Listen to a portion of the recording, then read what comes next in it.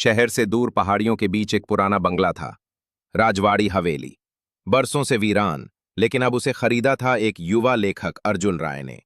अर्जुन को अकेलेपन और रहस्यमयी जगहों में लिखना पसंद था। हवेली सस्ती थी, लेकिन लोग कहते थे वहां कुछ है जो रात में जागता है। पहले ही दिन से अर्जुन को कुछ अजीब महसूस हुआ। हवेली की दीवारों पर बनी तस्वीरें रात में अपने आप हिलतीं और दरवाजे खुद ब खुद खुलते बंद होते। अगली सुबह वही लड़की उसके सामने थी। मैं अन्विता हूं, उसने कहा। उसकी आवाज सर्द और मीठी थी। अर्जुन को महसूस हुआ मानो उसने उसे पहले कहीं देखा हो। वो रोज आती, बातें करती और अचानक गायब हो जाती। एक रात अर्जुन ने उसे छूने की कोशिश की और वो छाया की तरह गायब हो गई।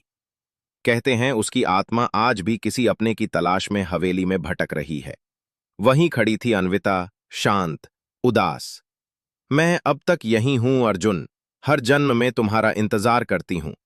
तुम वही हो ना, विक्रांत, मेरा पहला और अंतिम प्रेम। अर्जुन को अतीत की झलकियां दिखने लगीं। वो समझ गया पिछले जन्म में वो विक्रांत था जो अन्विता से प्रेम करता था। अर्जुन पागल होने लगा। उसे दिन रात अन्विता की छवि दिखती। उसके दोस्तों ने उससे मिलना बंद कर दिया। उसने लिखना बंद कर दिया। फिर एक रात उसने आत्महत्या की कोशिश की, लेकिन अन्विता ने उसे बचा लिया। तुम मरो नहीं अर्जुन, जियो, ताकि मेरी आत्मा को मुक्ति मिले। तुम मेरी आखिरी उम्मीद हो। जैसे ही अग्नि में अन्विता की यादों की चीजें डाली गईं, हवेली कांपने लगी। अन्विता की आत्मा सामने आई, अब शांत, अब मुस्कुराती हुई। धन्यवाद अर्जुन, अब मैं आजाद हूं। और फिर वो रोशनी में विलीन हो गई। वो अब भी अकेला था, लेकिन हर बार जब हवा चलती थी उसे किसी की फुसफुसाहट सुनाई देती थी।